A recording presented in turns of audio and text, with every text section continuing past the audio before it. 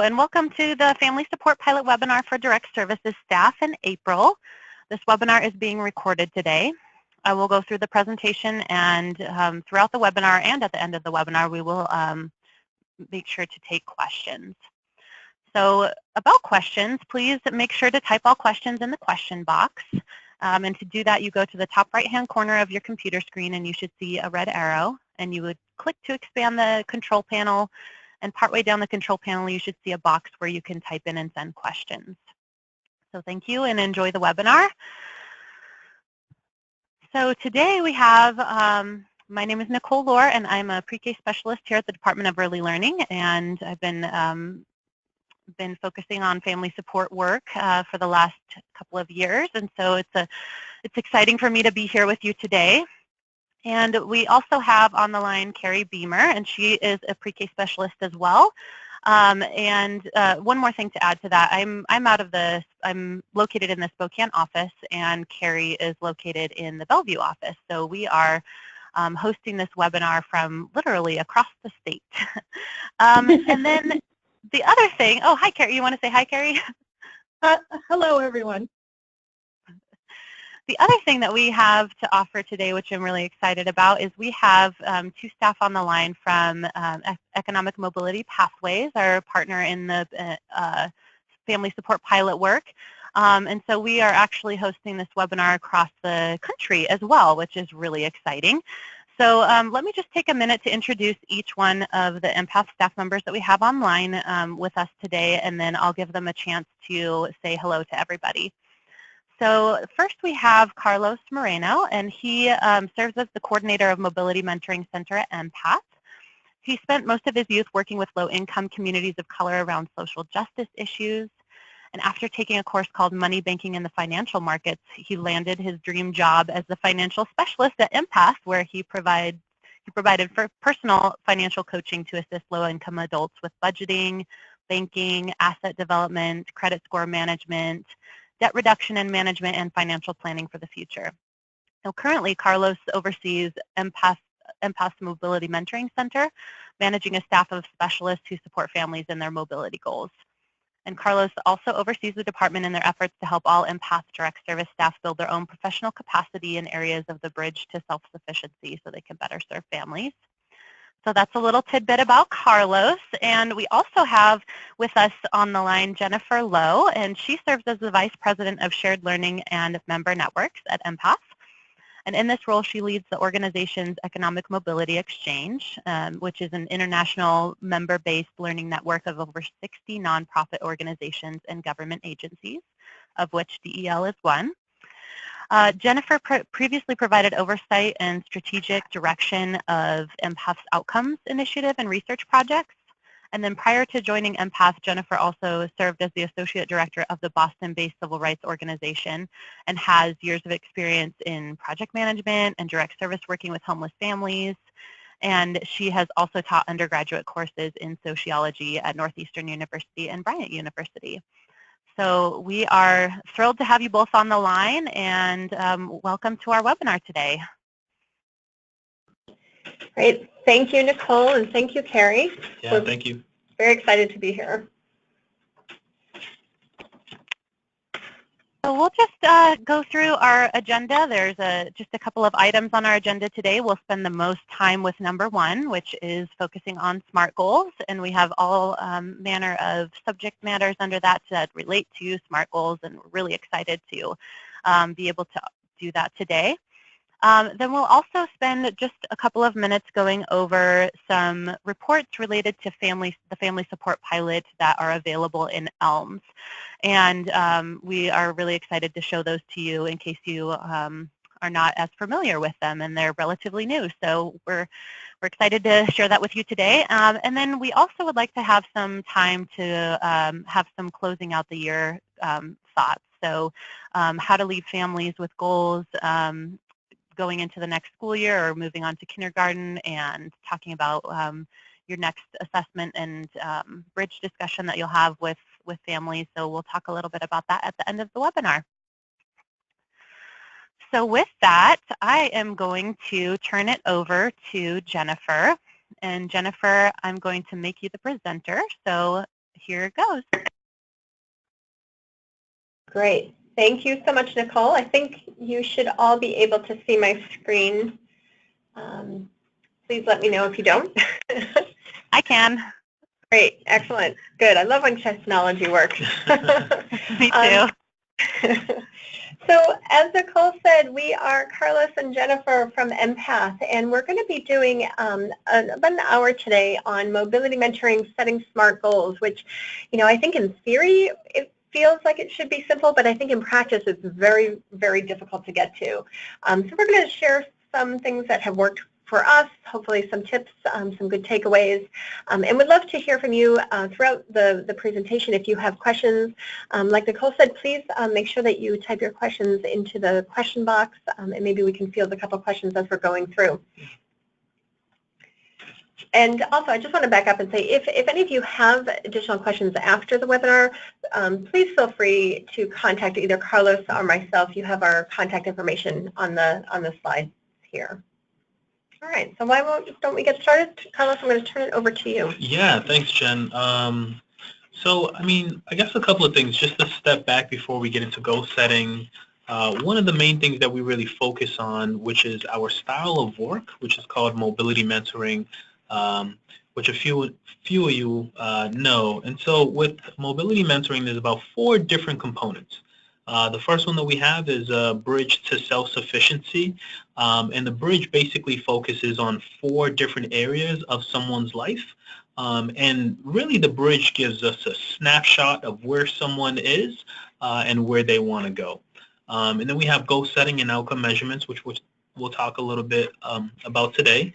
And we also have incentives, and incentives is really just a motivation to get someone, once they set a goal, to give them that extra push that they are meeting their outcomes. And then the last piece is really coaching, right? Our style of coaching, working with someone. And so those are really the 4 components of mobility mentoring. And like Jen said, today we're really going to focus on goal setting and outcome measurements. And goal setting specifically provides an opportunity to think about the bigger picture and consider where a participant wants to go in the future. Oftentimes it's really easy when you do a bridge assessment where you're talking to someone, they might say, here's where I am today. And sometimes it could be really hard to think about the long term and where they want to be in the future. And so goal setting really gives us an opportunity to think about where a participant can be and where they see themselves. Goal setting also provides a framework when you're working with a participant. And so, it's not just a one-off. It gives us a framework on the conversations that we're having. We're always in the back of our mind. We know what the participant wants to accomplish, what their goals are. And so it really gives the mentor a framework on what the specific goal is. Goal setting also creates accountability. It's key both for the participant that we're working with as well as the mentor to know where we stand in this relationship, what is expected of the participant and also what's expected of the mentor. And last but not least, goal setting really provides an opportunity for the participant to build and exercise the skills in planning for the future. Again, it really gives them a framework, and it doesn't create this culture of just a one-off relationship. It creates this long-term relationship that we're working with someone. And so those are the reasons why it's important to set goal setting. In the next slide, I really want to focus on, and there's a couple of different variations of goal setting that you might see out there, and I know different organizations use different goal setting process, but this is the one, and we simplified it specifically for this conversation, but this is the goal setting process that we use. And so we usually start right on top in terms of assessing and tuning in. And so basically what that means is whenever we're having a conversation with the participant as a mentor, you really want to get an understanding of what is this person trying to say to me? Where are they right now when you're doing the bridge conversation? And what is it that they want to work towards? once you're assessing and you really tune in, you're able to identify and sort of prioritize certain goals that the participant might have. So you might be in a conversation and automatically something comes to you where you say, you know what, that sounds like a goal that the participant is really interested in working around. Let me explore this a little bit. But do note that that information has to come from the participant, right? They have to express that this is something that they want to work on. This is something that they are energized and motivated, and the priority really has to come from the participant. Down on the bottom there, we want to make sure that we identify specific supports for the participants, and we want to make sure that if we foresee any challenges, that we address that in the beginning, and so we're able to troubleshoot any problems that might come down the road. And so instead of having a plan A, you can have a plan B and C when you're working with the participant to really eliminate some of the challenges, and that's key when it comes to goal setting for sure. You want to make sure that the participant is working on the goal. And so a little bit later on, we'll be talking about the goal action plan and really creating a detailed agreement between the participant and the mentor on what needs to be done, what's going to be done on the participant's end, what the mentor is going to do. And so that's always key whenever you're working around goal setting. And then last but not least, you always want to make sure that you reflect with you and the participant, or just creating that space so participants are feeling comfortable to reflect. Maybe they do it on their own. Maybe it's even a part of the goal action plan where they are taking time to reflect.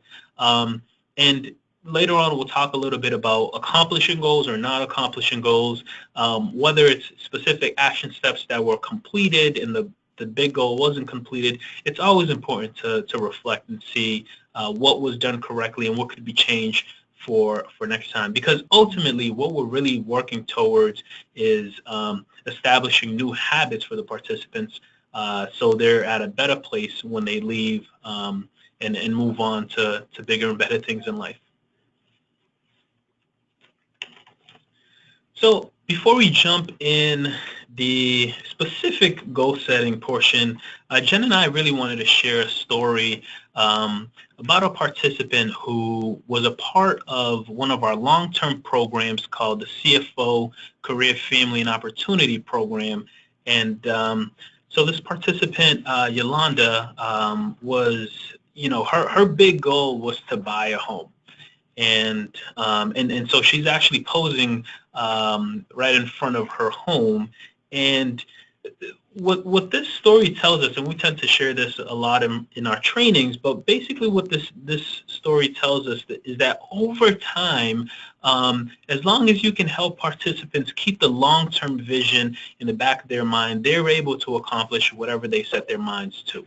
And so in Yolanda's story, her big goal was to own a home. And she wanted to make sure that she had a place for her kids, a place that they can all call home, and a place that they can go to. And so buying a home is not something you don't just wake up the next day and decide that you want to buy a home and you're able to accomplish it in a couple of days. This takes time and it takes effort. There's so many different things that goes into buying a home in terms of improving your credit score, having a down payment, and so really increasing capital, and viewing homes. It's such a big process that it can feel overwhelming in the beginning.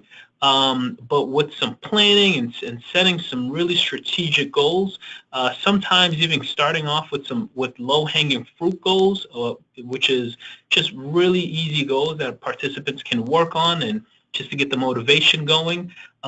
But it really takes time. It takes time to build up to that. And, this is proof that as long as you're able to accomplish little goals, and like I said, keep the big focus in the back of your mind of, my major goal here is to buy a home, it is possible. And Yolanda made that possible for herself and for her kids.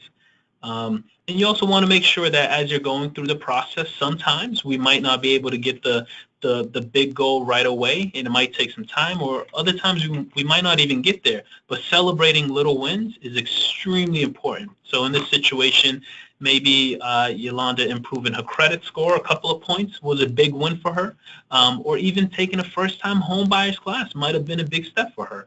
But these are all things that we sort of keep in the back of our mind. So keeping the long-term picture in mind, but also making sure that we celebrate really small wins. And I think to Carlos's point, I would imagine, Carlos, if you were Yolanda's mentor and she came to you and said, Carlos, I would love to buy a home, the initial goals that you're making with her, or the initial sort of action plans that you're working with her on, are not to buy a home, but it's more chunking it into those smaller ones that you had talked about, like Absolutely. Improving credit score, or maybe taking a home buyer class, and those are the goals that you're working on with that long-term vision in mind. Absolutely. And and that's a really good point, Jen. The other thing, that it could be something really small. It could be, just go home and brainstorm 5 different places that you want to live, right? And and say why you want to live in those places. You could even take it a step further and say, when you do end up in your dream home, how many bedrooms would you like? All of that comes into play when you actually buy a home, but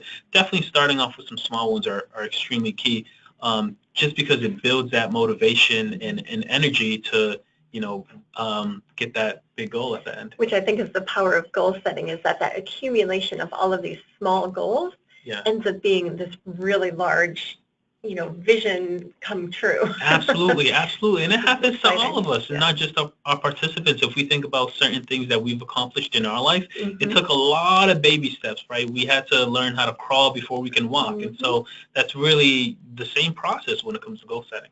Yeah. One of my favorite analogies is we often compare goal setting to a GPS navigation system.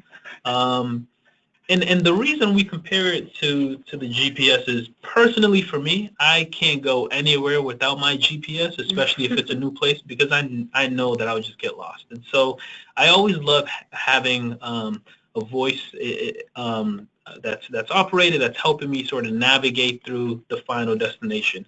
And so really the big goal, or the SMART goal, is your final destination. So for Yolanda, her final destination was to own a home. And we say that it's your final destination because that's the address that you want to end up at. And then there are smaller goals that you set for yourself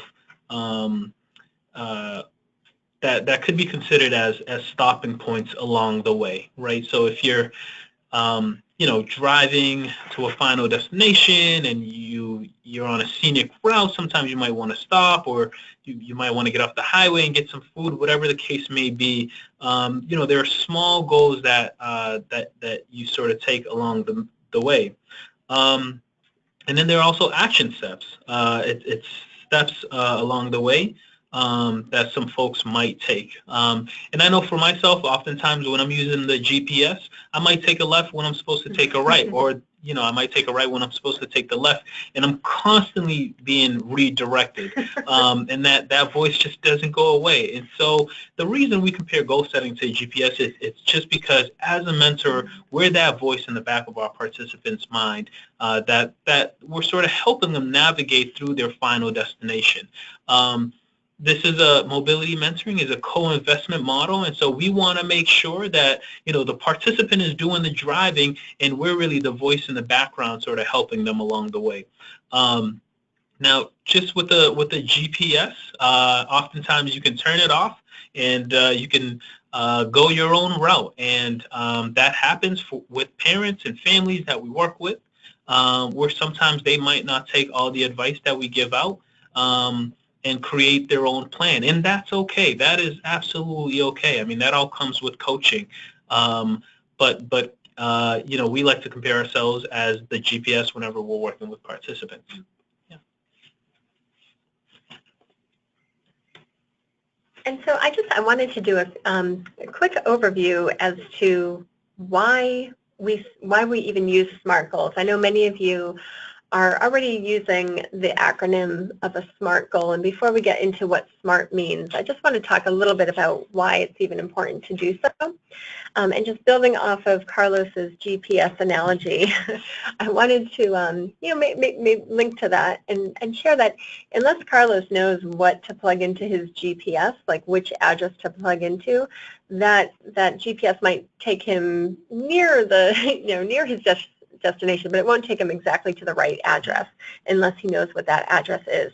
And the SMART goal is really that address, right? That getting very specific about what your goal is. It helps us to bring structure to the goals. It gives us sort of a way to track whether or not we're on target, because as specific as we can make them, and as measurable as we can make our SMART goals, they become much more, I think, tangible and much more able for us as we're moving towards them to be able to track them. So if goals are very vague, they feel, I think, less tangible, less trackable, less structured. So the more we can create that structure around them, the better we can actually have a plan of action to help get us there. So I think Carlos is going to take us over what SMART goals really mean, what each of those letters mean. And I know this is something that folks have already been using, but we're just going to give a quick overview. Yeah, just a quick refresher. So SMART, S-M-A-R-T, really stands for, we have a couple of specific things on here. So S really stands for specific, right? Whenever you're creating a SMART goal, and you can tell if a goal is SMART or not. The goal needs to be clear enough that you know what you're working towards and whether or not you have accomplished it. If you can't identify those two things, chances are it's not a SMART goal. And so earlier we were talking about the different parts that make up the SMART goal process, and this is extremely key. The more specific you can be about what the goal is and whether or not the participant or parent is able to accomplish it, the more likely you are to create a SMART goal. You want to make sure that this is measurable. You want to make sure that there's a clear way to tell whether the goal has been accomplished. And so, if you say that the goal is going to be accomplished in the next few years, that's just not clear enough. It's really hard to measure that. And so you want to be as specific as possible. If you can put a date behind it, that's always really helpful. We want to make sure that the goal is attainable, right? That the goal can be realistically be accomplished given the current situation and the work that's needed to attain the goal. And so basically what that means is we want to make sure that we're not adding too much on a participant's or parent's plate, right? We want to make sure that this is aligned with what the person is working on. And so, in Yolanda's example, if her goal was to buy a home, it probably wouldn't have made sense to create a SMART goal around getting it an auto loan, right? Because that doesn't align up with her long-term goal.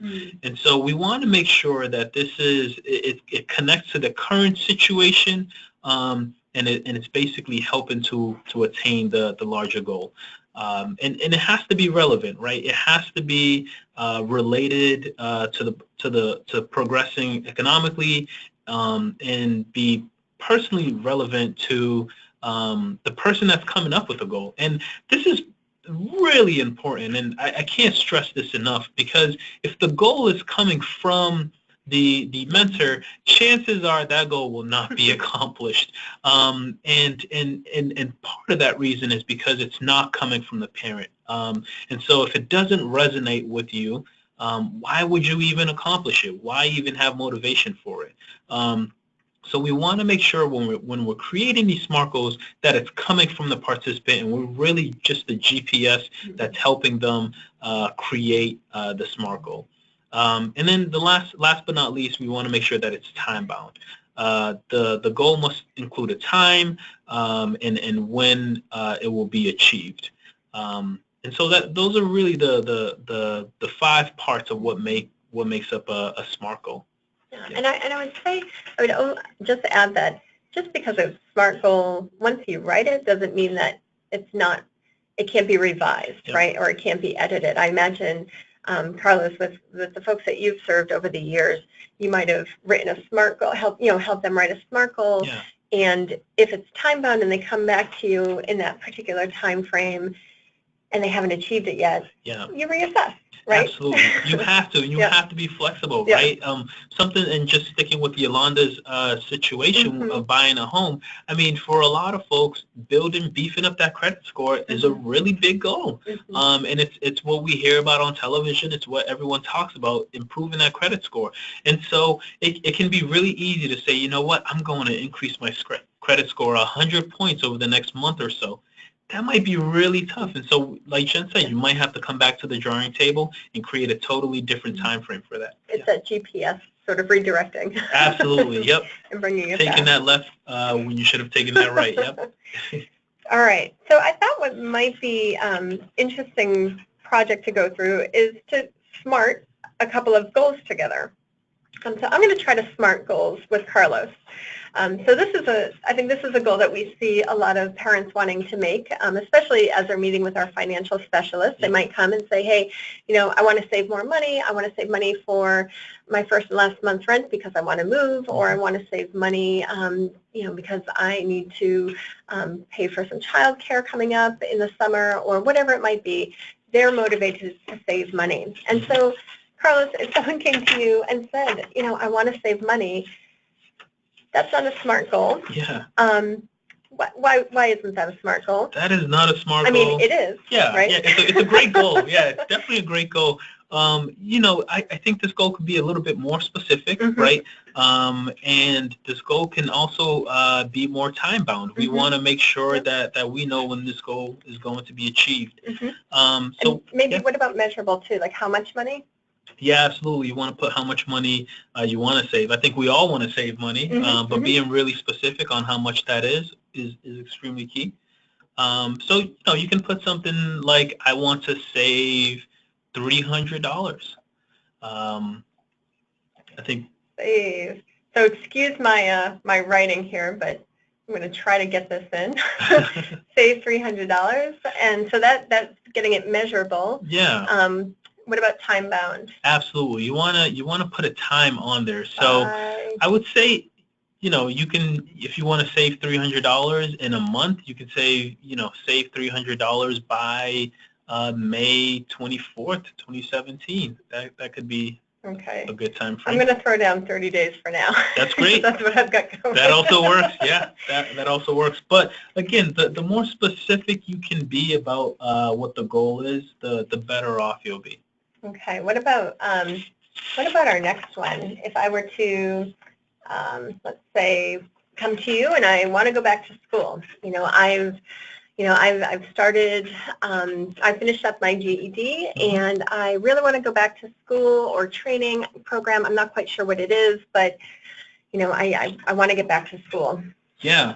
So again, I think time bound is extremely important. You want to make sure that you put when you're planning on going back to school. So, I want to go back to school or I want to enroll in a specific class by a specific date. That's a good way of making it really smart.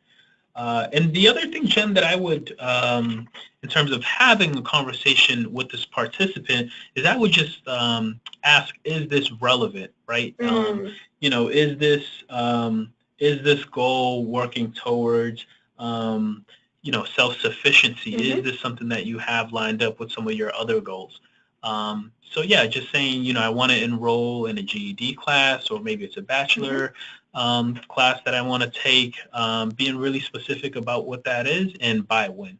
So maybe I know that I want to. I've been looking at classes at our local community college, Roxbury Community College. So I want to enroll in Roxbury Community College by September 1st. And maybe as my mentor, you can help me think about what classes I might want to enroll in. I can talk to folks and these might be starting to build out those action steps to it. Absolutely. I think saying specifically which class you want to enroll in is just another way of taking it a step further. Yeah. So maybe a class here, like a specific class. Yeah, absolutely, absolutely. And again, just making sure that it's aligned with your long-term goal. So, if someone is interested in becoming a financial specialist, a really good class that they can take at one of our community colleges would be, econ or some sort of business course that could help them with their long-term goal if, in fact, that's where they want to end up in. And Carlos, I'm thinking even with this particular example, if I want to go back to school and you were able to smart it out with me and say, oh, well, actually, I want to enroll in some of my econ classes, or maybe we've identified 2 or 3 other classes at the local Roxbury Community College by September 1st, and that's a very smart goal. Yeah. I imagine if this is maybe my first time going to school or going to college, you might have to have this as my thinking about this as my longer term plan, and actually smarting out a couple of much smaller chunks of goals for me to focus on. Yeah, and that's a really good point, Jen. I mean, you have to always, I think, as mentors, we have a duty to meet the participants where they are, and so we want to make sure that we're not setting too big of a goal, right? So setting these low-hanging fruit goals. So for someone that we're going through this process for the first time, one of the goals could simply be, go down to the local community college and research the classes for the specific major that I want to go into. Or you can even, create an even smaller goal and just say, call in someone from the community college and have them send me some documentation for a specific course that I'm looking forward to. So yeah, it really depends on where the participant is, and the more relevant it is, the more it connects and resonates with the participants. Again, the more likely they are to accomplish a goal. And I should also say, no goal is too small of a goal, right? We want to make sure that it's really coming from the participant.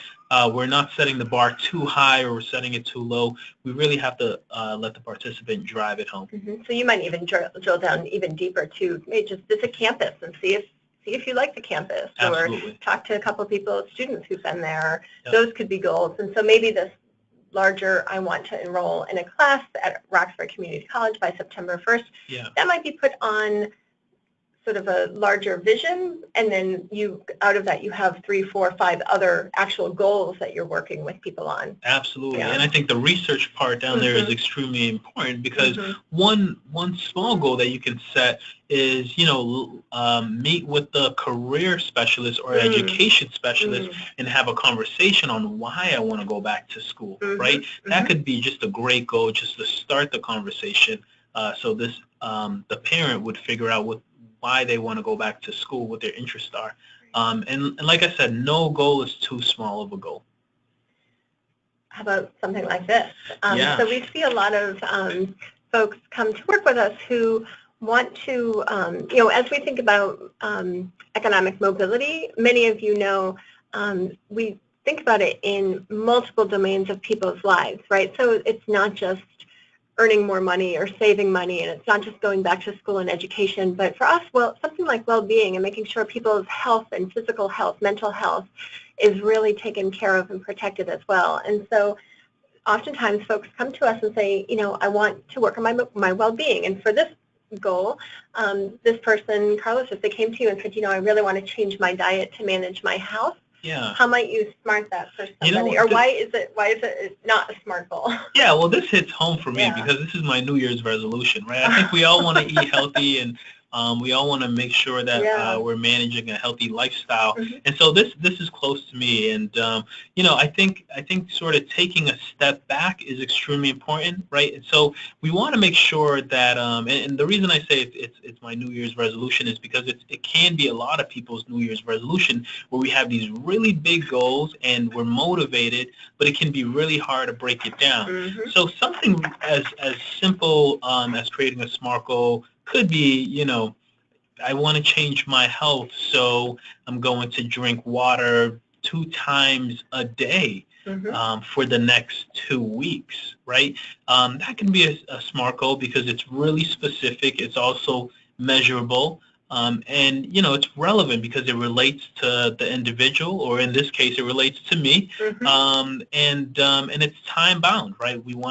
I know that I want to drink water. I'm going to continue to drink water a couple of times a day for the next 2 weeks. And so I know at the end of 2 weeks, I can measure it and say, you know, was this goal accomplished or not?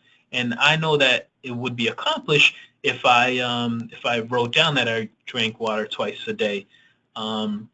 You know, another SMART goal, even before writing that I want to change my diet, is, you know, food shopping and thinking about how you're eating.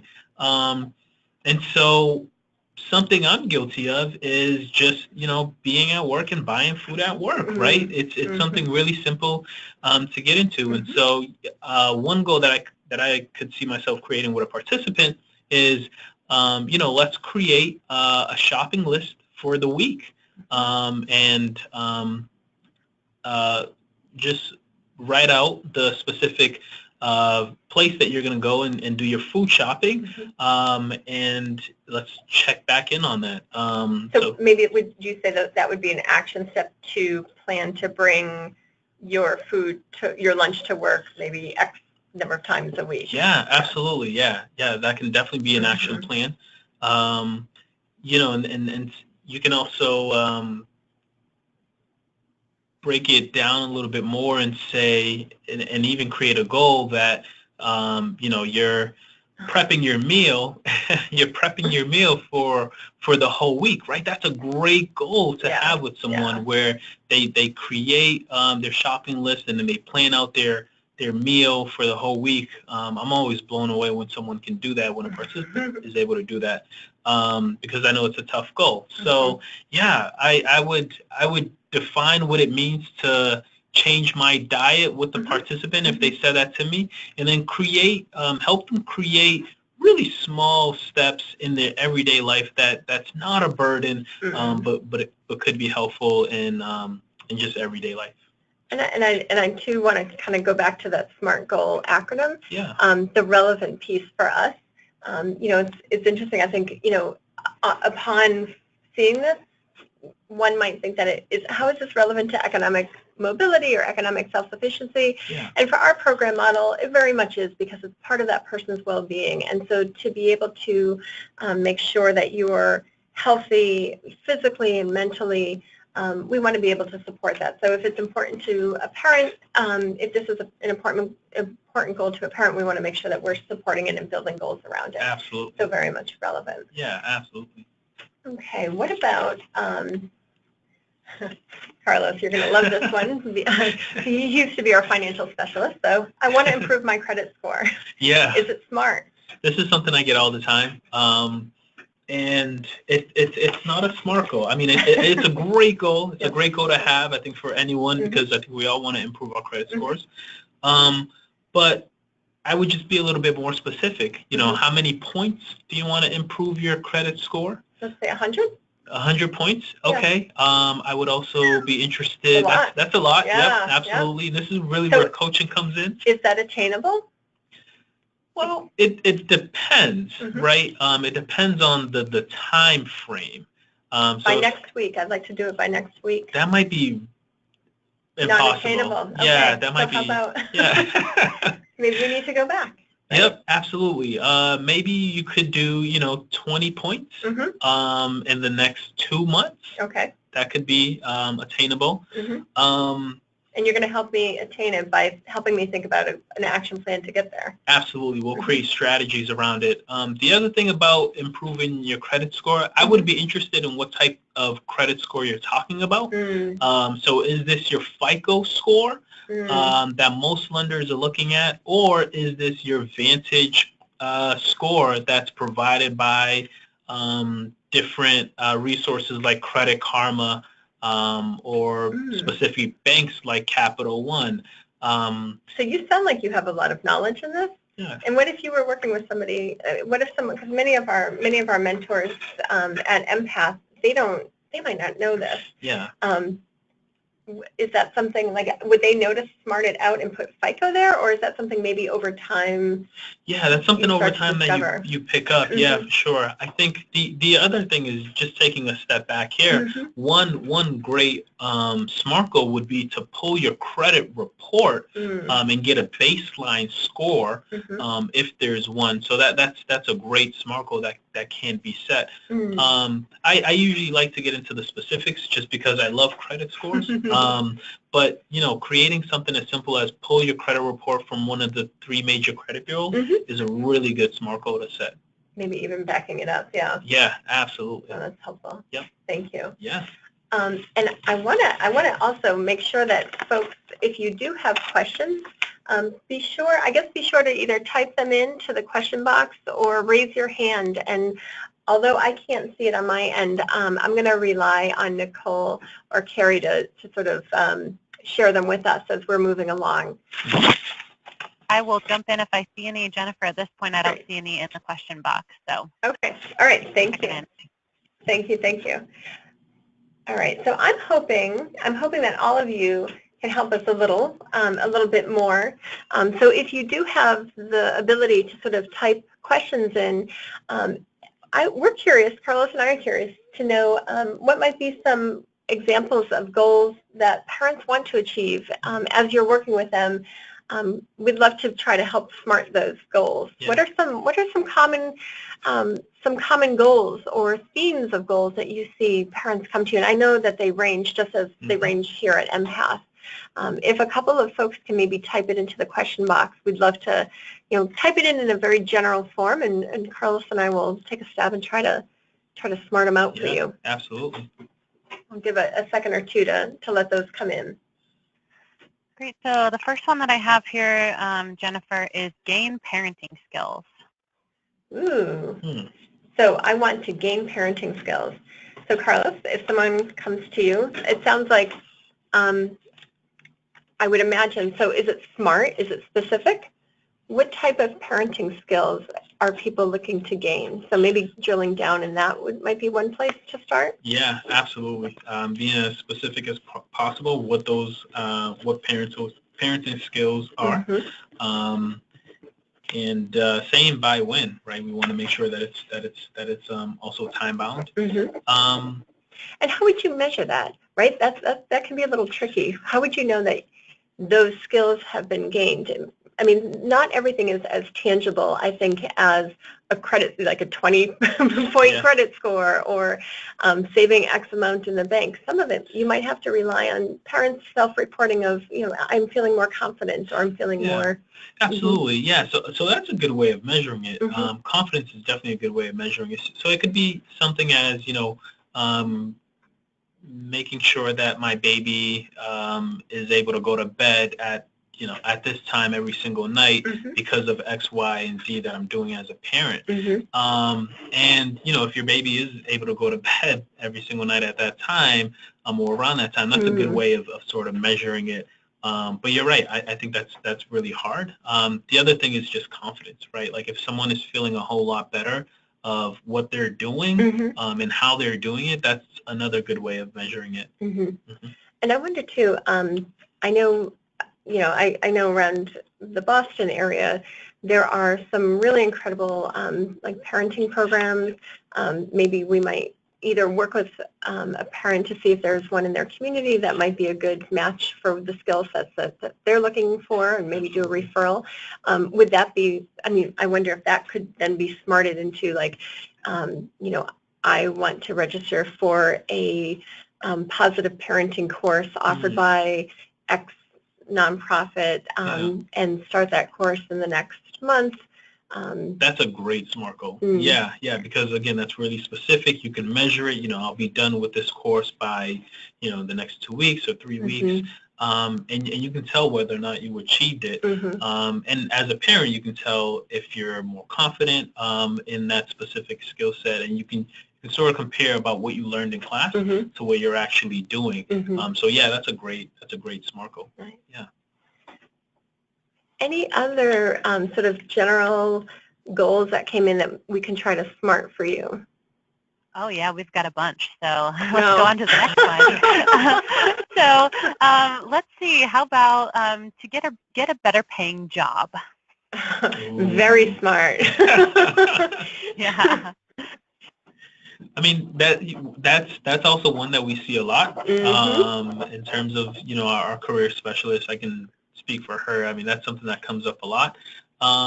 We also, and it goes back to the money one, right? Like I want to save X amount. So you want to make sure that you're really specific on what type of job it is, how much of a pay increase you're thinking about. Oh, that's a good point, right? Are you looking for a 25% or 25 cents per hour, or are you looking for maybe a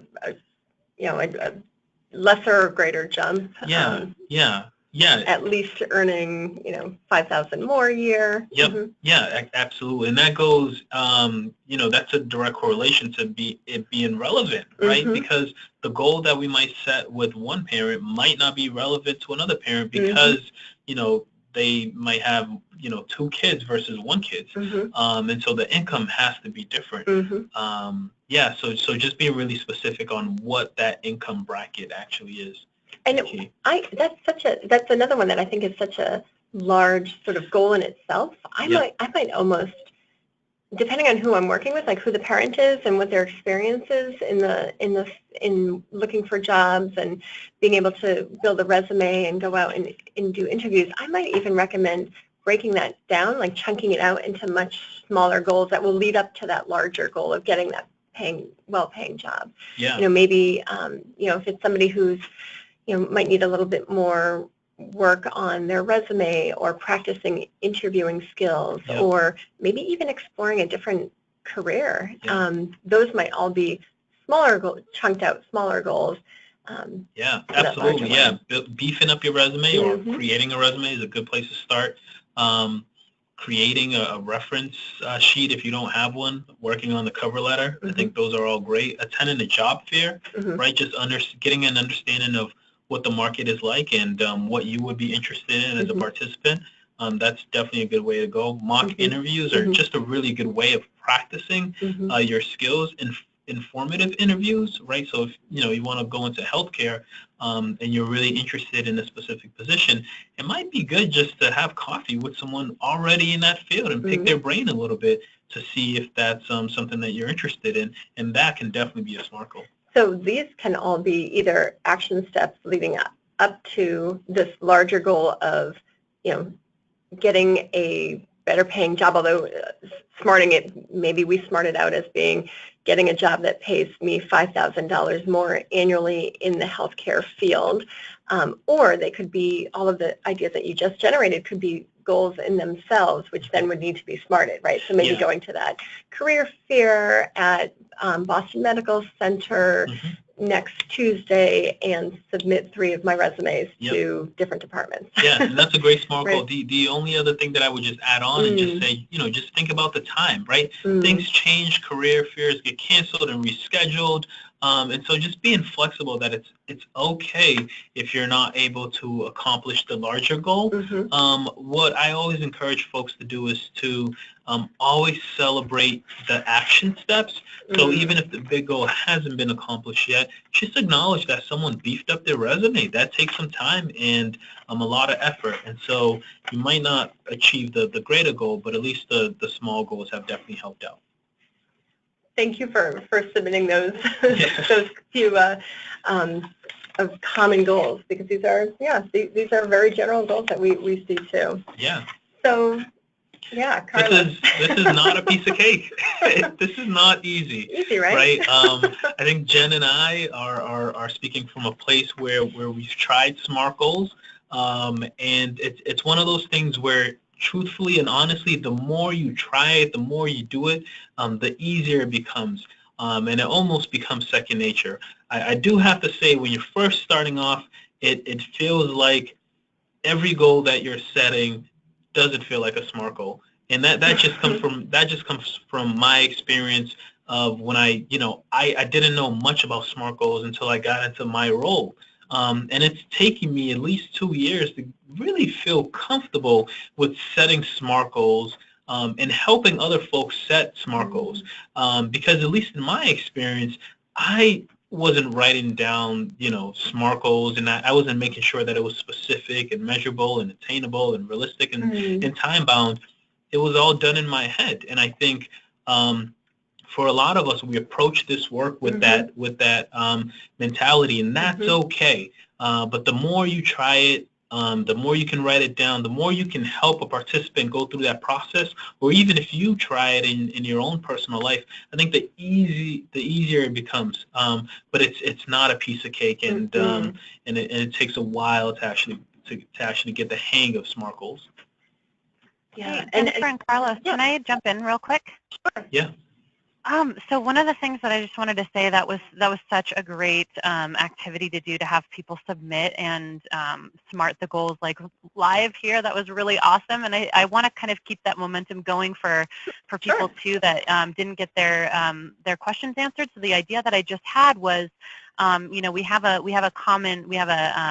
Basecamp site, and so what we would love to do is post some of the other ideas that people have for not SMART goals, and then give people the chance to try this, to SMART them on our Basecamp site. So I just wanted to let everyone know that that we will be probably doing that obviously after this webinar is over, but we just love to kind of get people to be more practiced in this. Thank you. That's a great idea. Thanks, Nicole. Yeah. Right on. Yeah, because it is not a piece of cake. it really isn't. I mean, I think we've all set these like New Year's resolution goals that we'd love to do, but think about your own goals. Were they smarted? Are they smart? So right, it's is this a piece of cake? Right. What's next? So the next is, now that you have your sort of SMART goal, or that very general goal that's been put into the SMART goal format, what about all of those action steps, right? So we have this general goal of I want to save more money that we were able to SMART into I want to save $300 in the next 6 months, right? So it's specific, it's measurable. Either you did or you didn't in 6 months save that 300. Let's assume that for this parent that we're working with, that it's attainable for them. It's relevant. It's certainly relevant to the programs that we have to help somebody become economic self-sufficient. It falls right into that financial management pillar that we have, and it's time bound, 6 months. It puts a stop to it. And this is actually for us what it looks like on paper. So this is our mobility mentoring goal action plan. And you'll see at the top, we put that goal in there, that SMART goal in there, where we ask people to check off that it's, what pillar it falls under, is it dependent related, but then the action steps, and this is where I think it also becomes a little trickier, finding those, action steps that lead up to the SMART goal. So for this person, it's to save, to save that $300 over the next 6 months, they have to research some savings account options, and they have a time that's time bound for that. Open up a bank account with $25 from the next paycheck, and they have a time bound for that. Schedule direct deposit with their employer, which I have to say I'm a huge fan of, because the more you can automate these things, the easier it is. It's one less thing to think about. Out of sight, out of mind, Exactly. 3 weeks from today, and hopefully all of that will add up then to 6 months having that $300. But I have to say, if you are working with somebody, as we often do, where this might be a lot, because maybe the parent that you're working with doesn't have a bank account yet. And so all of a sudden you're having to think about, or might not have, might owe the bank money, right? And so if somebody owes the bank money, you might find that you're having to put this sort of large goal aside and chunk it out into some smaller goals. Absolutely. Right? Yeah, so in that scenario, if someone owes a different bank, you might create a SMART goal to pull their check systems report, which is, I guess, the credit report equivalent to banks and credit unions, because Check Systems is the network that they're under. So you might, set a SMART goal for the participant to pull that report. But the goal action plan is just one page, right? And so we try to make things as simple as possible with participants, and also for us, right? Because it's really helpful. And so really what this gives you, the goal action plan, is just something that they can take away and that you can also take away, because oftentimes it's really easy to be in a meeting, have a conversation with someone, say that sounds really good, the action steps were talked about, and then it gets lost. And so at least this is written down, and this is not a contract by any means.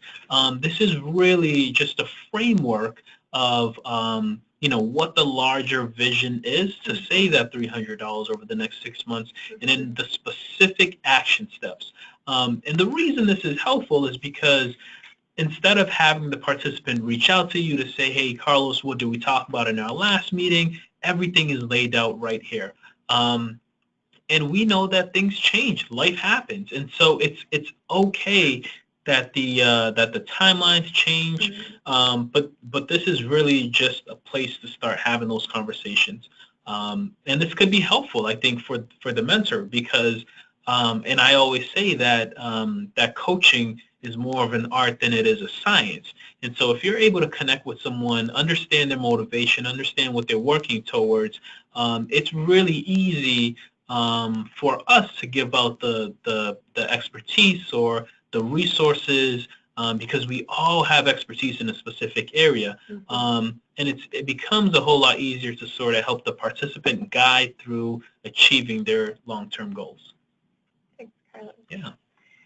We wanted to share with you some common challenges that we've seen our colleagues come across as they're trying to create some SMART goals, and hopefully some tips on how to achieve them or how to overcome those challenges.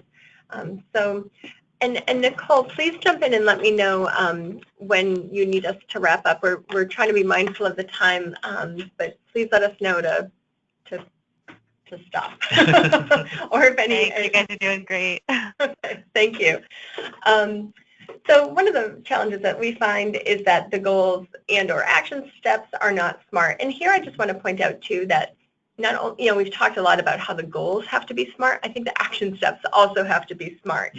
So one thing that I see some mentors doing is, as they're creating goals with parents, right? Not for parents, but with parents, is they'll actually have the acronym, that SMART acronym, right up against the goal sheet. So just as you heard Carlos and I doing, saying, oh, well, is that a SMART goal? Is it specific, measurable, attainable, relevant, time-bound? It takes a little time to go through that, but that's one tip that we have, to just have that sheet, that SMART acronym sheet, right next to you on your desk in your paperwork, so that you can just reflect back to it, or even have it as part of your goal setting paperwork. Maybe you have a question on your goal setting sheet that says, is this a SMART goal? And then you can check it off like, yep, it is, just as sort of a reminder for yourself and for the parent to review and make sure that it's SMART. Another challenge that we see is either there's too many or too few action steps, right? So you might find, as we have, like I'll review goals and there's no action steps underneath them. And if there's a goal with no action steps, I might question, is this, maybe this goal should be actually an action step towards a larger goal. And vice versa. Oftentimes we'll see goals where it has like, 7 or 8 action steps underneath. That can be really overwhelming. And so I would encourage, that mentor to really think about whether that goal should be broken down into a couple of different goals. Maybe it's not one large goal with 7 or 8 action steps, but we say sort of having approximately 3 action steps per goal feels about right. If it's much more, then reconsider. Another common challenge is action steps are either too complex or too simple. And I think this goes back to what Carlos was saying earlier. Maybe start off, like when you're first working with a parent, maybe start off with a sort of that low-hanging fruit, something that's sort of simple, easy to achieve, less complicated, and see how they do with it. See what that experience was like for them. If they're moving through this like no problem, then great. Get more complex, get larger, have those goals be a little bit more complicated over time because they can handle it.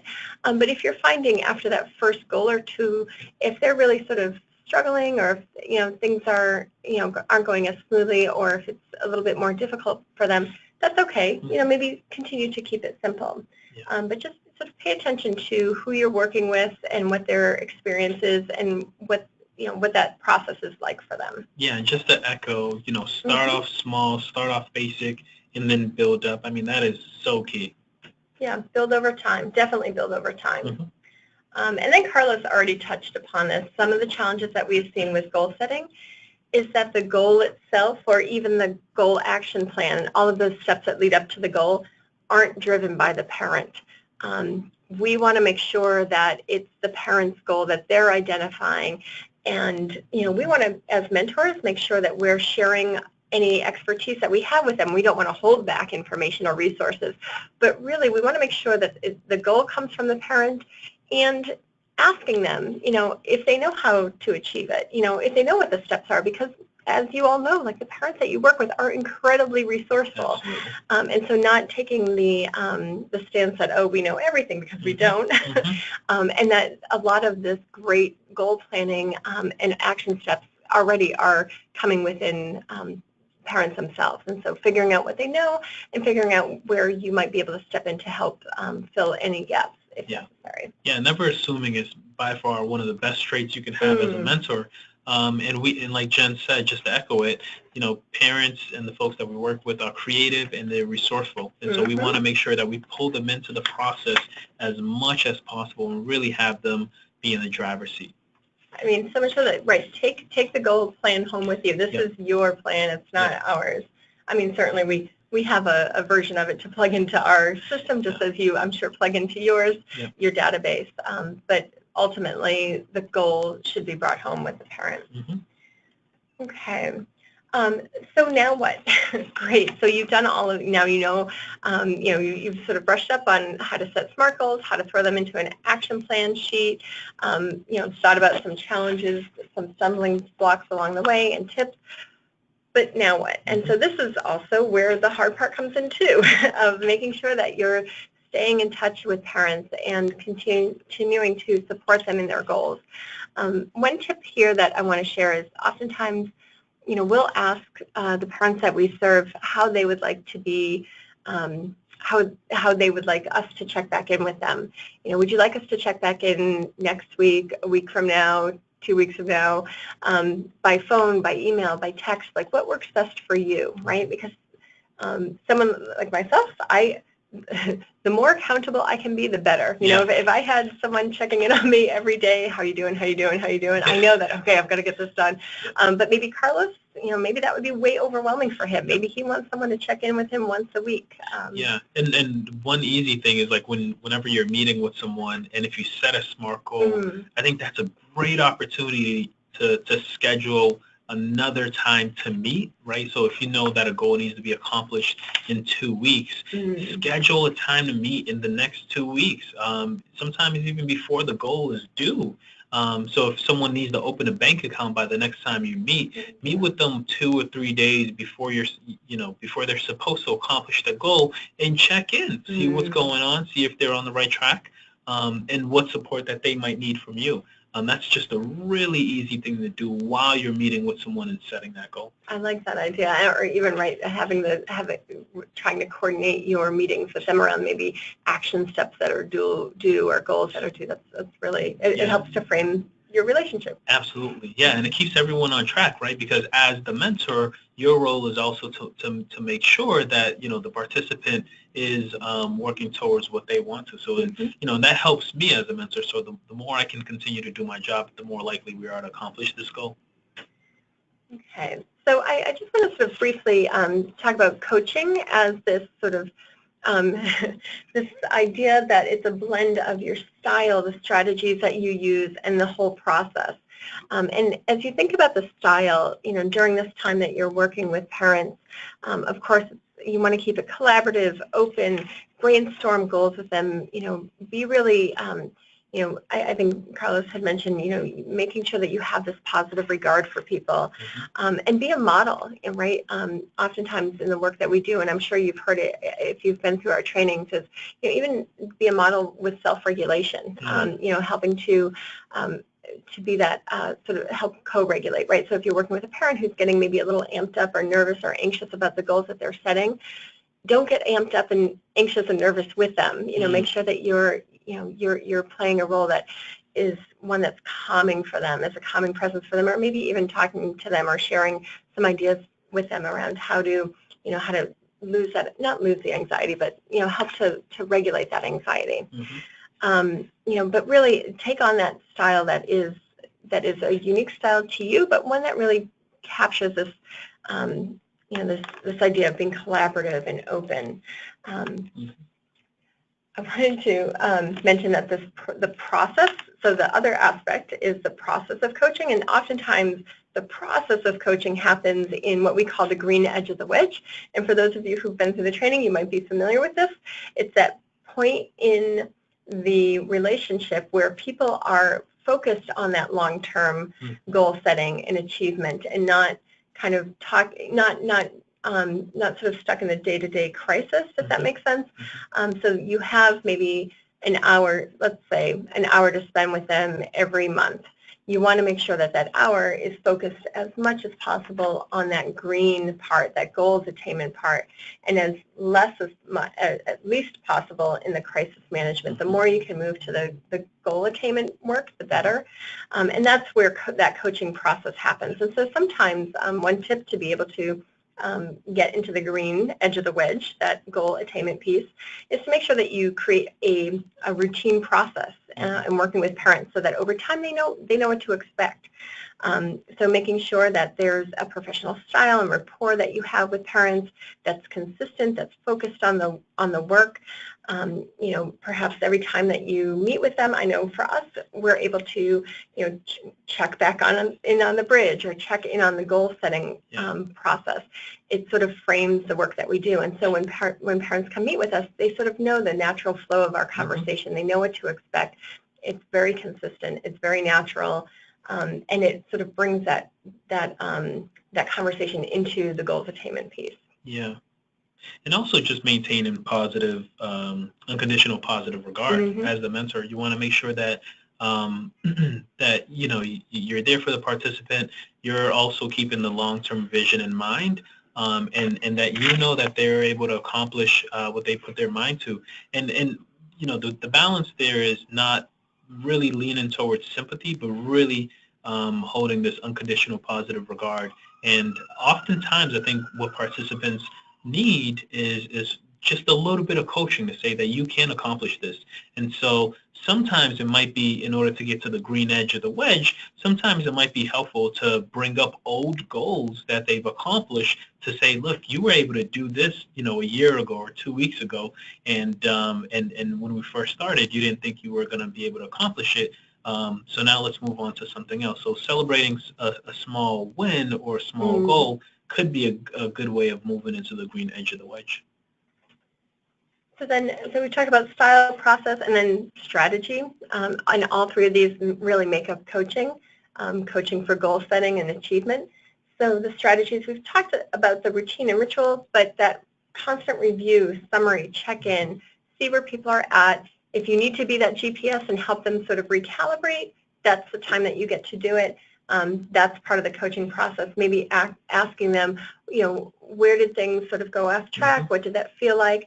What might you do differently? Having it really come from them, reflecting on that process with them as much as possible. And here's where you sort of really dig in and use those open-ended questions, as a good coach does, making sure that as best possible, you're not asking the binary sort of yes, no, but really, truly sort of being genuinely curious and interested about where things have moved in their lives.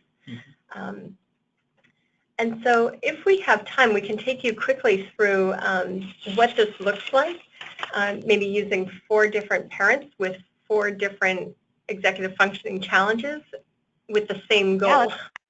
Let's do it, Jennifer. Okay. Yeah. All right. Thanks, Nicole. And I know we're going a bit over, but I would love to maybe end on this. So here we have Odetta, Emily, Gladys, and Susie. And Odetta's challenge, her sort of executive function challenge, is organization. And Emily's emotional control, and Gladys's goal-directed persistence, and Susie, her challenge is sort of sustained attention. And now all four of these parents happen to have the goal of wanting to save $300 in their savings account by August 1st, which I think is a very smart goal, right? And so maybe Odetta, she's struggling to follow a consistent system or method for doing something. She might forget to pay her monthly bill. She might misplace items. Maybe she has difficulty getting started on a large task because there's no system of order and everything feels way too big and way too overwhelming for her, right? So you wouldn't use the same, I think, coaching strategy with Odetta that you would with Emily to get to the same goal, right? Yeah. So with Odetta, you might use a totally different strategy where, it would be direct deposit, perhaps. She's trying to organize. She's trying to organize, and so that might be, a good way of creating some sort of structure. So it's out of sight, out of mind, and she's actually able to save $300 by August. Yeah.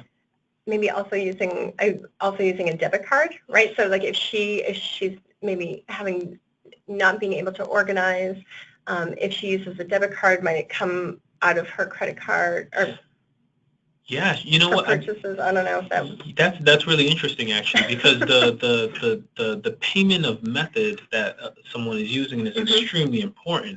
There was a study done a while ago that says we tend to use 3 times more on a debit and credit card than we do in cash. So in Odetta's situation, maybe not using it. So one way of organizing it is she can use the envelope system, where she can have 4 or 5 different envelopes and say, this is for rent, this is specifically for saving, this is for gas or what have you, and really put money. She would have money in those different envelopes, and whenever she needed gas, she would dip into the gas envelope, and that could be sort of the organization system that she could use. So in thinking about her plan, then her goal will stay the same, but her action plans, the plans leading up to that goal might look different than maybe Emily, right? Absolutely. So Emily, she's really challenged with emotional control. She's somebody who might often get derailed, right, from working on her goals because there's something stressful or upsetting or exciting that pulls her in variety of directions. So Emily's somebody who might find it challenging to sort of stay on task and not get swept up in emotions, which might be important to her at the time, but it pulls her off track.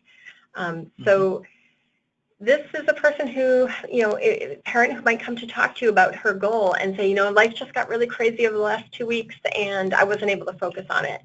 So Carlos, how might you work with somebody like Emily who has maybe very emotional around spending to help her save $300? This is one of my favorite topics because when you push the numbers to the side and when you think about finances, a lot of it comes down to our experience and what role money plays for us, right? Like what we learned from our parents, from folks that we grew up around, and really what money means to us. So in Emily's situation, I would have, just as a mentor, I would just have a conversation of what does money mean to you, right? And what are you working towards? So if it is to save $300 in a savings account, what does $300 actually mean for you? Does it mean to build an emergency account?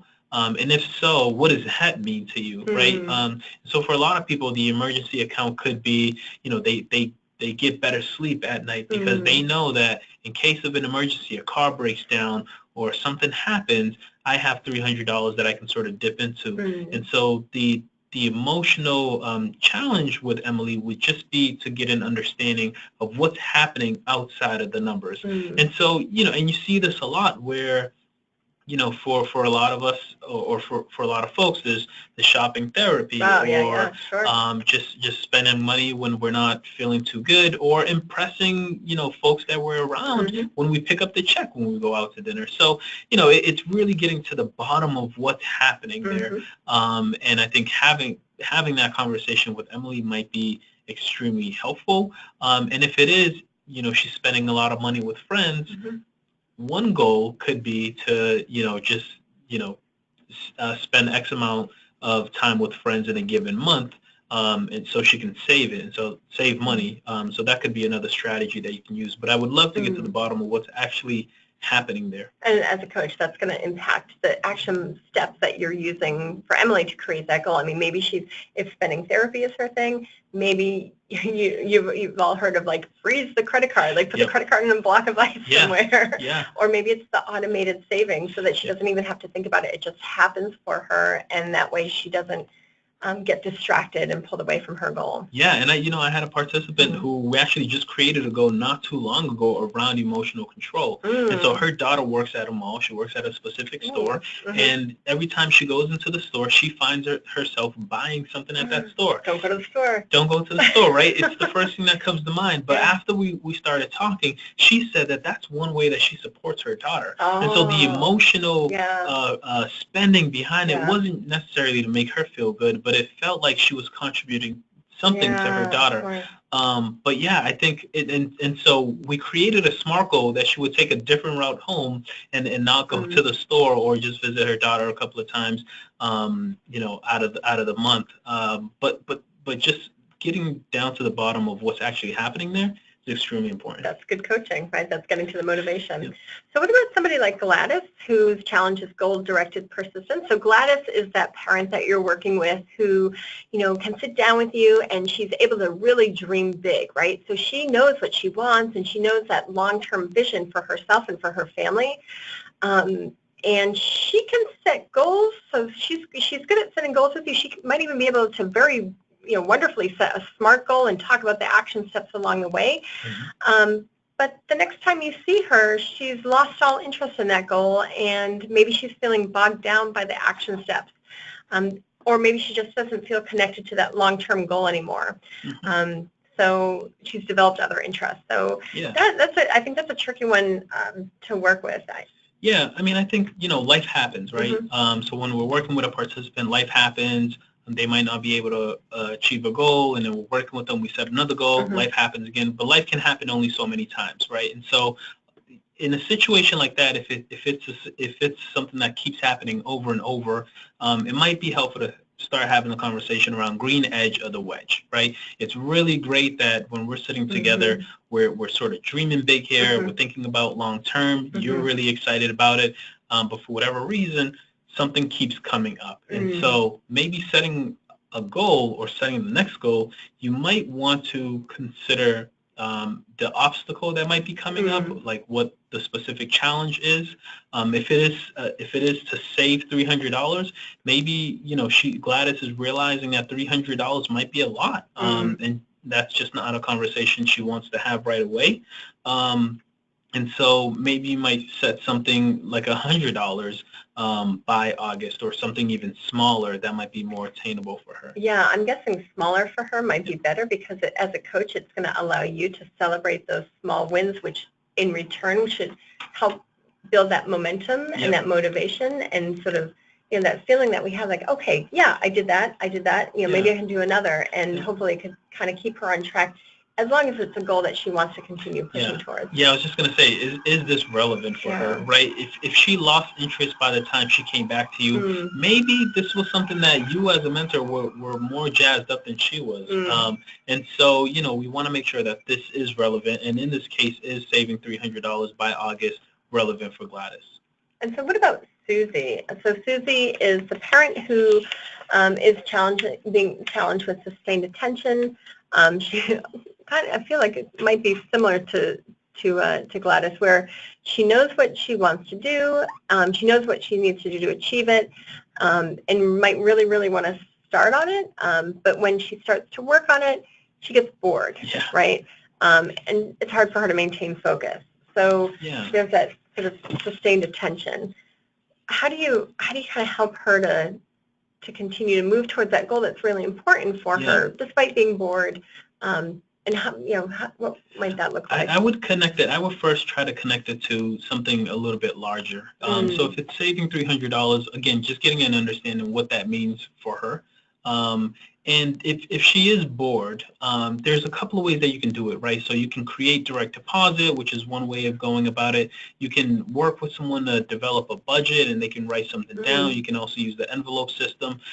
For a lot of the folks that we work with, they have smartphones, right? Yeah. Which is their computer. And so there are a ton of apps out there that folks can use in order to track progress to the goal that you're working towards. So something as simple as mint.com, you know, that's an app that she can download and have on her phone if she's using her phone, and she can sort of track that progress. And, you know, you can create specific budgets around savings, and every time you achieve your goal, it gives you like a nice little star, which is always exciting to me. But I would try to figure out, like, you know, what's her motivation, what gets her jazzed up about what she's working towards, and if, you know, and if she's bored, which it sounds like, then I would try to figure out, when you're having conversations with her, always sort of put the mirror in front of her and show her the long-term vision that she's working towards. And it's not just about saving $300. Maybe that $300 is just a small piece that's going to go into a larger down payment for a home. And the conversation that really should be taking place with Susie is really around the home and less about the $300. Right, because that's going to hopefully keep her attention. Absolutely. So, I mean, I think as you can see, you have these 4 different parents, the same goal, but maybe your coaching approach and the way you build out the action plans might look a little differently. Your strategy might be a little different with each parent because it's an individualized approach, which I think is the beauty of it, and it's also the challenge of it, is that it's individualized. So thank you for allowing us to go a little over and a little beyond the SMART goal setting. But we'd love to know if you have any final thoughts or questions for us that you want to make sure you share while we're here. So this is Nicole. I just wanted to say thank you guys so much for, I particularly like that last activity there of going through each one of the different executive functioning challenges and how you would adapt to that for each participant. And I'm keeping an eye on the question box, and I don't see anything just quite yet, but we can give it another minute and see if folks have any questions for Jennifer and Carlos before we move on to our kind of our specific ELMS reports for ECAP and things like that. Okay. Well, while we're waiting for questions or final thoughts to come in, I just want to encourage you all to stay connected with us. Stay connected with Empath. Stay connected with me, Jennifer. Stay connected with Carlos. We want to make sure that we're hearing your questions, taking your feedback, and also know that there's a bunch of resources we have available on the Exchange web portal. So you are all members of the Economic Mobility Exchange, and we have a website where you can log in and see webinars that we've done on all sorts of topics. I know many of you have participated in our monthly live webinars. So if you found this helpful, great. And you know, I think not only for the past webinars do we have up on our portal, but if you don't have time to listen to a webinar for an hour, we also have been able to sort of type up these cheat sheets. So you could always just download a cheat sheet to see what the webinar talked about, and then if it piques your interest, you could always watch it. But we're always curious to hear what works, what doesn't work, where can we support you, and what have you done that has been really fantastic that we can learn from. So keep the lines open. All right. Well, Nicole, why don't I turn it over to you, the presentation back over to you, and if questions come in, feel free. We'll stay on the line and feel free to ask us. Great, yeah. So I just I had one question that I can also help with too, Jennifer, and this is probably an action item for after the webinar. Is it's just people are wondering where they can find the Exchange portal, so we can get them in contact with the Exchange email to set them up with an Exchange account if they need to, and then the information can be sent that way. Correct? Perfect. Yeah. If you don't have access to the portal already, which you would need a password, you could just send a request to theexchange@empathways.org. So theexchange, one word, @empathways.org, and just request portal account, and we'll get that out to you within a day or so. And I think to actually get to our website to log in, you would go to our www.mpathways.org website, and you should see, you can click on Learning Network, which is our exchange mobility, economic mobility exchange, and then you can log in from there. Yeah. All right, well, Nicole, I'm going to turn it over to you. Great. And Nicole, I think we can put some directions on Basecamp too, and sort of walk people through how to get to the portal. So thanks for that. That's a great idea. And while Jennifer was talking too, I put the exchange email up there, and it's the exchange@mpathways.org. And that's where you can request and just say, you know, I'm part of the Department of Early Learning ECAP Family Support Pilot, and I'd love to have access to the exchange.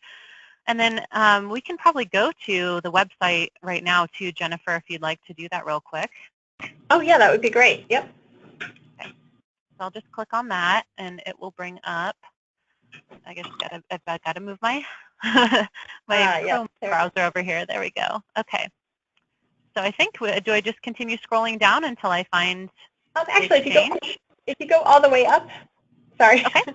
or down, it looks like we have it all over the place. You see the Learning Network? Oh yes, right there. Right there. Great. And then you'll see a login on the top. All right. Or on the bottom. Okay. We have it all over the place. And then that's where you put your email and password, right? Exactly. So you just type in your email, password, and log in. If you forget your password, you can just click the link, and we'll send it back out to you, or send a way to change it back out to you. And there's our email again, so you can always email us and request a password if you don't have it. Great. All right. Okay, so that's how you get to the exchange, and please feel free to get access to that and access all those wonderful resources that Jennifer was mentioning earlier. So, all right, so let's really quickly, we're going to talk a little bit about the reports that are available in ELMS for kind of switching directions here. It's not as fun as you know, talking about coaching skills and goal setting and doing the interactive piece with how do we SMART a goal. But let's jump into ELMS real quick and look at the different reports that are available for this family support work that we're doing. And that was already, there we go. Okay. So I am logged into ELMS here, and I'm just going to show you really quickly where you can access the information that I'm about to pull up. And I've pulled up some samples of some of the reports in Excel spreadsheet, and I've blacked out the names and the child ID numbers and the site names. So I just wanted to share the general information, just also think about when I click on the reports tab, my view will look a little bit different. So I'm just going to show you what reports we have available and how you can run them when you are a direct service staff member here. So if we go to the reports tab, there's 3 reports that we have. It's the family assessment and goals count, the family goals by child, and the family support monitoring by child. So if we open one of those, you can run these by the school year. So you click on the school year, and then you can run them depending on your permission. If you are a site level staff, like a family support staff, you should be able to run them by site.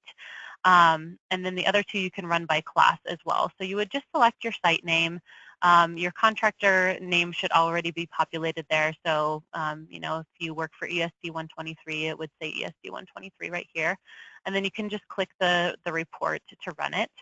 And when you pull up that report, you can have it electronically in ELMS, and then you can also export it to PDF or Excel. And I'll show you what the Excel looks like here in a little bit. The other one that we have is the Family Goals by Child report, and you can display that down to the class level as well.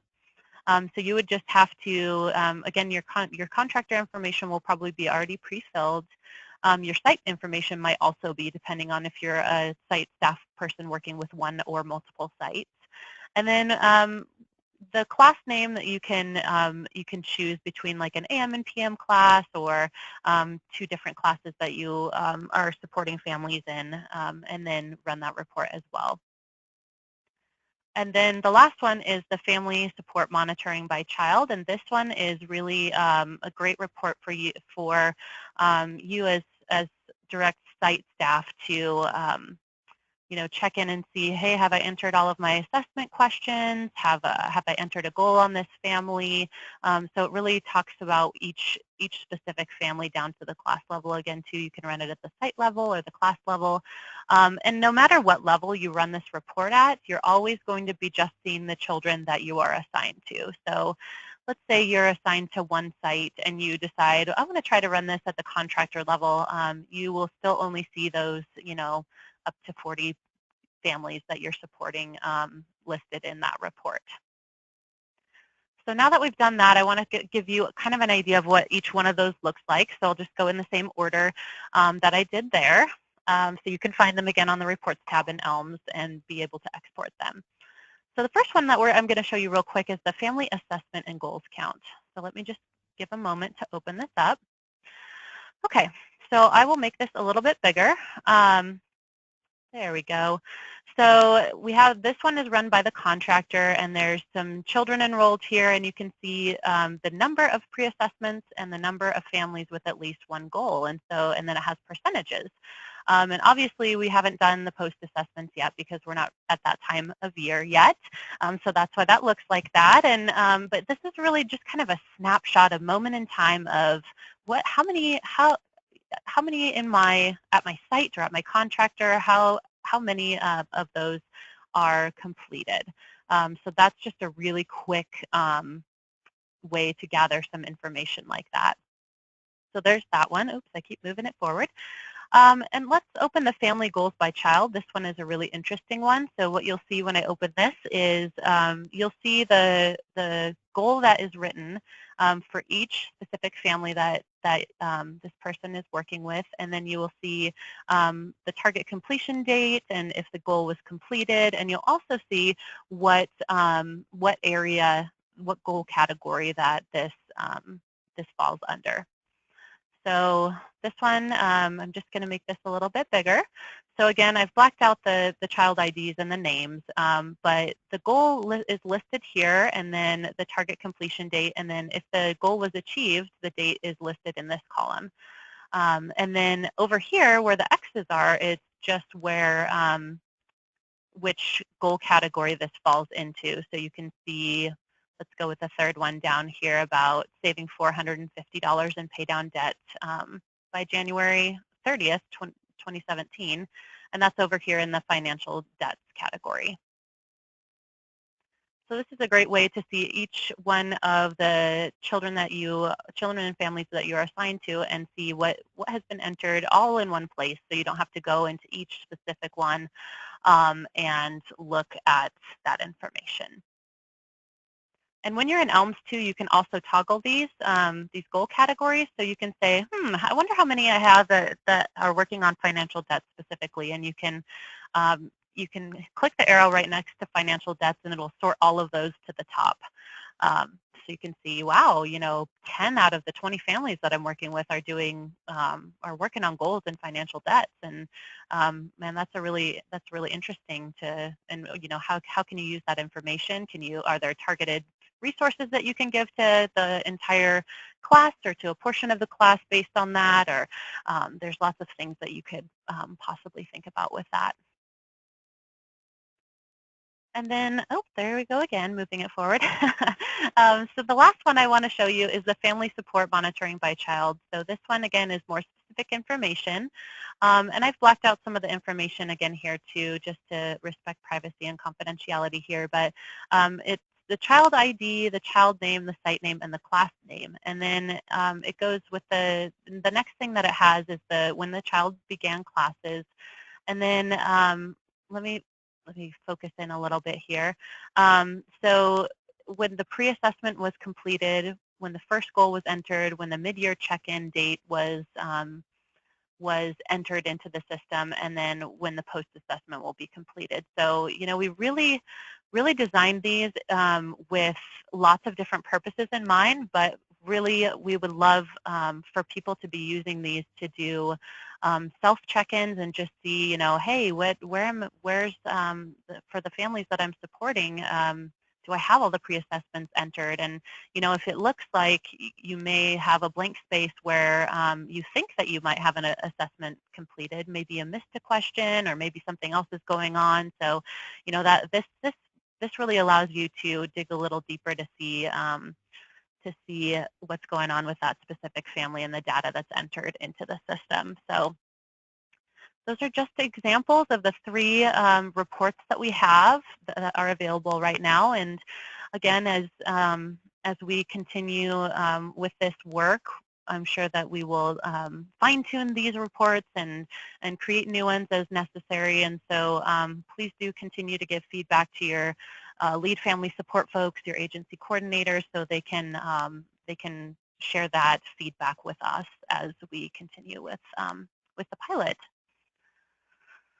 So one of the other things that we'd like to kind of talk about really quickly is just some information about, as we're getting closer to the end of the program, the school year, what do we do with these next things that are coming up? So the first thing that we'd really like to talk about is goals, and it obviously kind of goes back to our conversation that we've been having today. And really the general idea that we would love to leave with people is just to be able to have the most up-to-date information as you can to hand to parents and families as they're walking out the door. So, you're continuing to check in with families, and maybe they've made a couple of their action steps and they're still working on a goal when it comes to June 30th and they're walking out the door for summer break.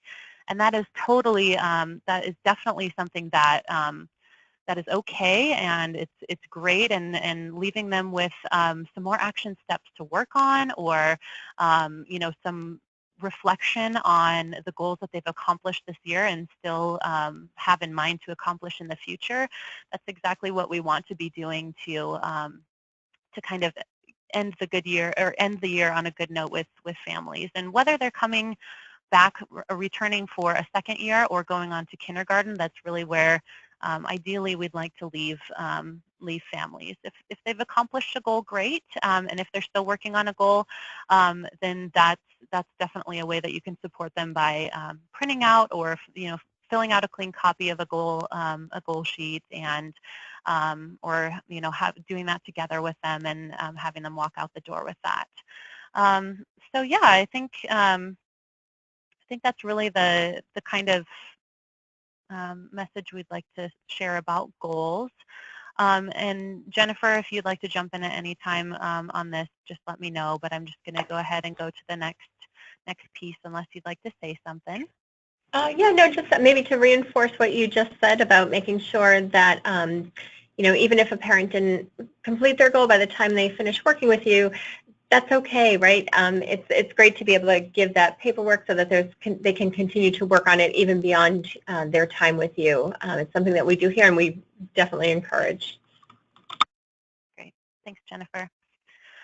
So one of the next things that I'd like to talk about is just a reminder about the post-assessment that we have coming up. So this is, the system that we've built into this year is that we would start the year with the conversations around the bridge, and then once we gather that information and have that conversation with the family, then we input the information into ELMS, and that's our pre-assessment or our first assessment.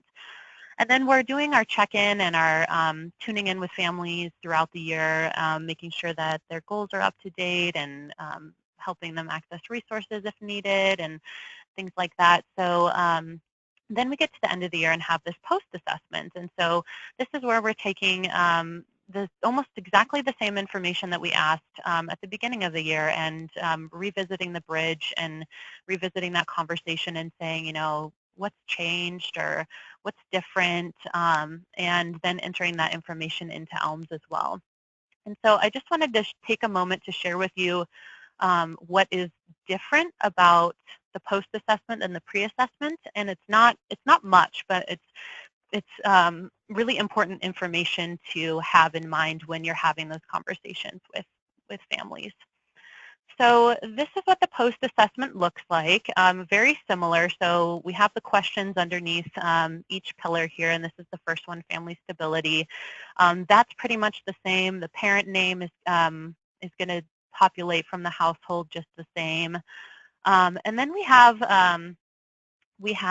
the total household monthly income, which looks very similar to the pre-assessment. So that looks probably pretty familiar. And then the other thing that we are focusing on with this is the educational progress drop-down menu. So that's different than the pre-assessment. The pre-assessment just wanted you to select their educational level. So if we go into detail with that, with the drop-down, it shows that you can choose a number of options. So if a family does not have a current education goal, you can certainly choose that, or if a parent doesn't have one, then you can certainly choose that. And if they do have an education goal, but there's no progress quite yet, you can also select that option. But then the other options that we have is that we are able to gather a lot of our outcome information on is whether they've started classes. So let's say they made a goal to start ESL classes. They haven't quite finished them yet, but they're in progress. We'd really like you to get down to that amount of detail so we can gather the information for this, so we can gather outcome information for the pilot. So really take that into consideration when you're having conversations with families and entering this information into ELMS. There's also, you can choose GED high school completion in progress, or GED or diploma attained. And then there's the same kind of language around a professional certificate. And then the last, and then there's college classes in progress. And the last three are really, you know, either they've attained an associate's degree or a bachelor's degree or a master's. So there's three more farther down on the drop down that aren't pictured here. So yeah, so just making sure that information is correct and current, and that's part of doing the post-assessment that will look different than the pre-assessment. So let me go back now and just talk a little bit about,